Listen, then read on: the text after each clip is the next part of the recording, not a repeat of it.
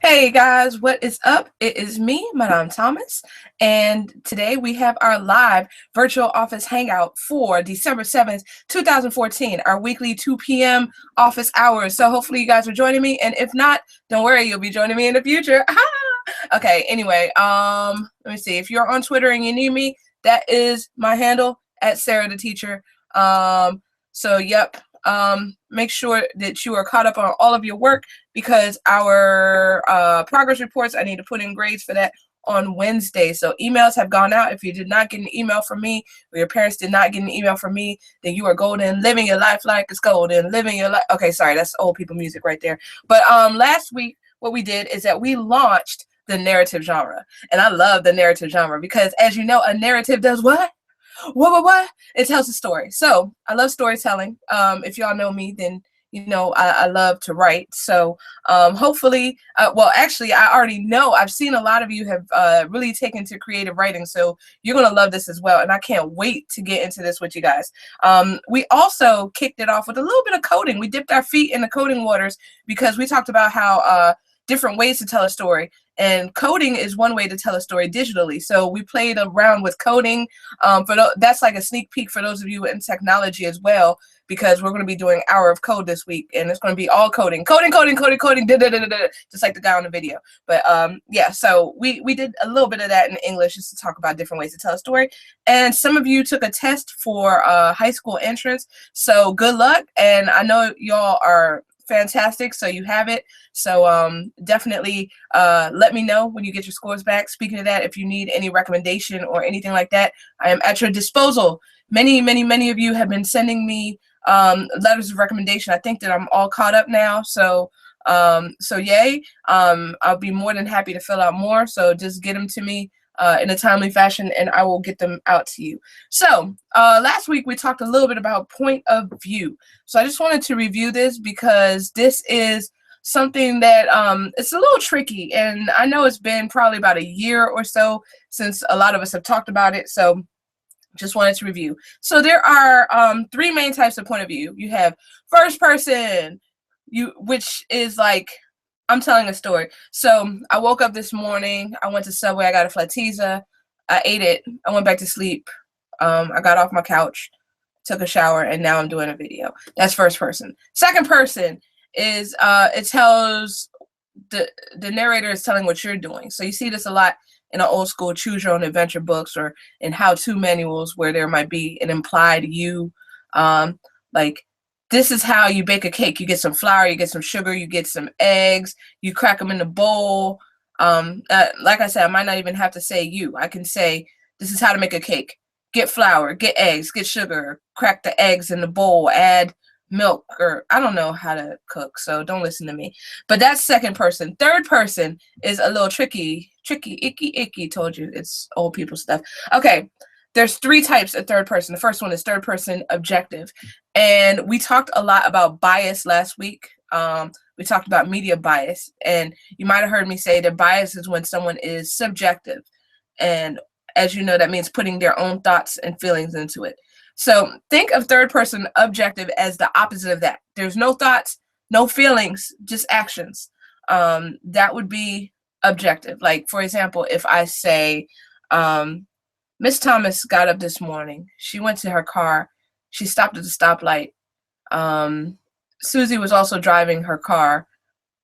They waved at each other. And when the light turned green, then Susie went. I don't know who Susie is, but that would be an example of third person objective.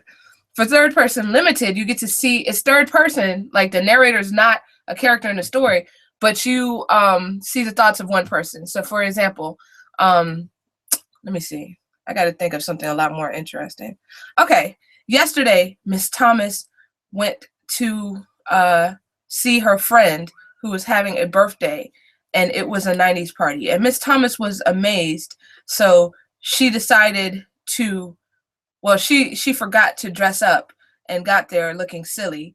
So she freaked out and she asked someone else for eyeliner and drew a little thing under her eye like that. That would be third person limited, because whose head do you see inside? You see inside Miss Thomas's head. So that would be third person limited. And it could be telling a story of more than one person, but you only see one person's thoughts. And finally, third person omniscient. And this is your favorite word, guys. Omni means all. Scient means knowing. Put them together. Omniscient means all-knowing. So you get to see inside the head of more than one person. For example, what else did I do? I don't know. My life is kind of boring. It's okay. Okay, so Miss Thomas went to work on Friday, and she was so happy to see her students. Meanwhile, it was also Gregory's birthday, and he was happy that it was his birthday.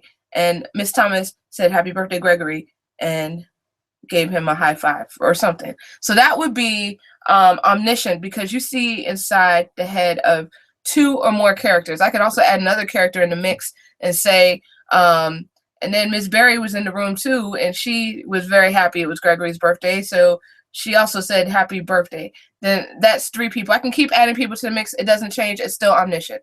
Okay, so that's a very abstract example. I wanted to give you a very concrete example of point of view. And I was thinking about it, and I came to the conclusion that what better way to analyze it than through one of my very favorite things, which is music. So we're going to analyze it through my favorite musical group of all time. Now, I have to put it out there, a disclaimer. This is only for, only for you 8th graders. I wouldn't do this with 7th graders because, y'all are so mature. And yeah, and this song is actually kind of rated PG.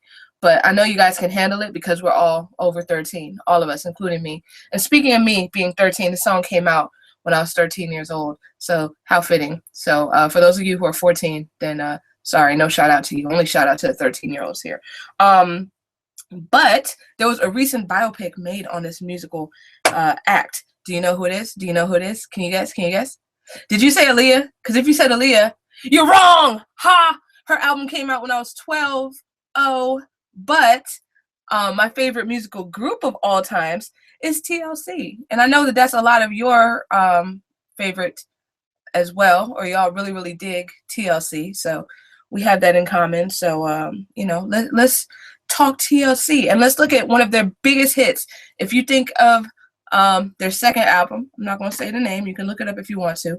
But their biggest hit by far off that album was a song called Waterfalls. Now, I know every single one of you have heard it. Every one of you. And if you haven't heard it, then you've heard of it. But we are going to analyze it together, you and me, in terms of point of view. So I have my cheat sheet here, even though I do know all the lyrics because I listened to this album like over and over nonstop when I came home from school and even like on the bus and stuff. But okay, so let me open this up right here. Alrighty then. So Waterfalls. Okay, so the first verse, what I want you to do, I want you to look up the lyrics on your screen while I look them up on my screen. All right, so the first verse is written, let's see if you can guess. What point of view is it written in? Okay, time's up. It is written in third person omniscient. Why? Well, let me tell you why. Because first of all, it talks about a lonely mother gazing out of her window, staring at a son that she just can't touch. Okay, so we know that it's third person. So it's talking about her thoughts as well. If at any time he's in a jam, she'll be by his side. So that's the mother's thought. She knows that she'll be by his side if he's in a jam. So that tells you, once again, it's third person, and it's not third person objective because you know her thoughts. Peep this though. But he doesn't realize he hurts her so much. That is where the second character's thoughts are being read. So that's how we know that it is third person omniscient. Yes. Now, let's fast forward a little bit. The song then transitions into second person for right before the chorus where she says, listen to me. There's an implied you. You should listen to me. Everyone listening should listen to me. So that's second person. But the chorus is definitely second person. It hits you with that, don't go chasing waterfalls. Please stick to the rivers and the lakes that you're used to. I know that you're going to have it your way or nothing at all, but I think you're moving too fast. You notice all the time she's saying you, but even if she didn't say you, then still there's that implied, she's talking right to you. So, yeah. So that is second person all the way. Now, the third verse, a little bit controversial, so I'm not going to hit everything here, but you have a man who is not being safe, and he gets himself sick, and he eventually dies. So, what do you think? What is it? Do do do do do do do do do do do do do. Okay, time's up. This is actually third person limited. Why is it limited? Because it's talking about Little Precious.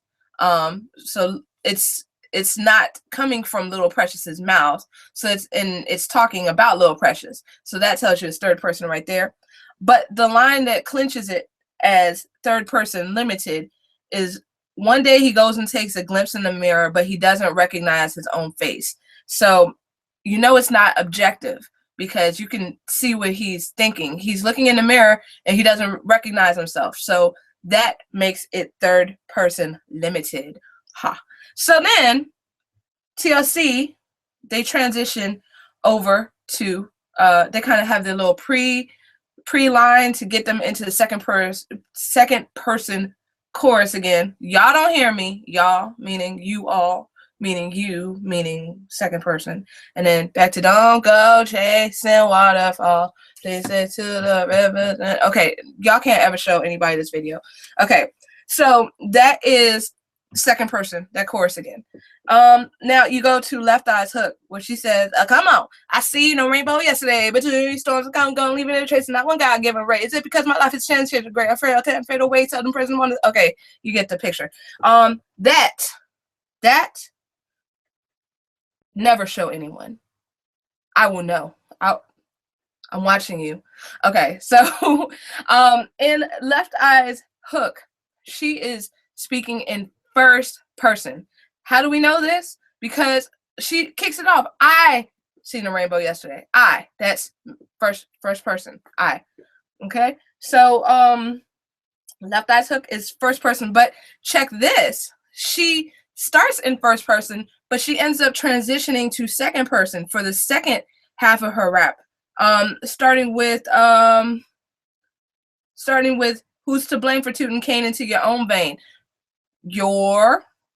What a shame you shoot name was for someone else's brain. You. All right. And she's her last line is straight up second person. She is talking directly to whoever is listening. She says, believe in yourself, the rest is up to me and you. So she's talking not just to she's not just asking a rhetorical question. She's making a direct appeal to the audience, saying that if we believe in ourselves, then we can make change, which is very appropriate for right now, as a matter of fact. But I digress. So that right there, that is a mix of first person. She starts off in first person and she transitions to second person. Now, one thing that kind of strikes me, why do you think that is? And this kind of deals with the standard that we are dealing with in class, where we are going to be looking at how the structure of text helps to impact the meaning. So a good question to ask yourself is, why do you think she started off in first person and ended up in second person? And I have a theory about that. I'm going to share it with you at the end of the video. Just want you to kind of marinate on that for a second. Let me write that down. I'm going to come back to that point. Why first to second? Okay. I'll be interested in hearing your thoughts as well. But anyway, like I said, we are going to be this week looking at how setting and plot can affect text structure. So we're going to be reading this great story called Flowers for Algernon. It's one of my favorites that we're going to read all year. I don't want to give away too much. It's a great story, very well written. And y'all are going to love it. I can just tell you right now, y'all are going to love it. Great story. Every time I teach 8th grade, the 8th graders love it. So it's fantastic. Okay, so back to my left eye theory. And this is just a theory, okay? I'm not saying this is right, but it might be. But anyway, what I think, okay, you know how, and I don't want to get too deep on y'all, but you know how like little babies, when they're first born or whatever, then they kind of have this egocentric mindset where everything, they think that everything kind of revolves around them. But as people mature, like as you all have matured, like y'all have come a long way from when I met you in second grade. Y'all were still kind of in the me stage, but now look at everything that you guys are doing. You all are making change. Like look at how active, how socially active you are, and I am so proud of you guys. See, I'm starting to cry, but nah, I'm not gonna cry. But anyway, so that kind of deals with stages of maturity. So I'm wondering if she kind of approached it from like an egocentric type of viewpoint at first, seeing how the world kind of affected her, and then at the end, then she kind of had the idea to she kind of developed it. Like the idea was born, and then it grew. So she was able to think of the idea of how the rainbow affected her, and then the idea just kind of grew in her mind, and now she's ready to share it with the world. So that's just my take on it. But there's just so much to talk about with this song. Like this song is crazy. Just the figurative language in there. If you want to throw it back to poetry, this is just chasing waterfalls. That's an extended metaphor for biting off more than you can chew. That's an idiom I just threw at you right now.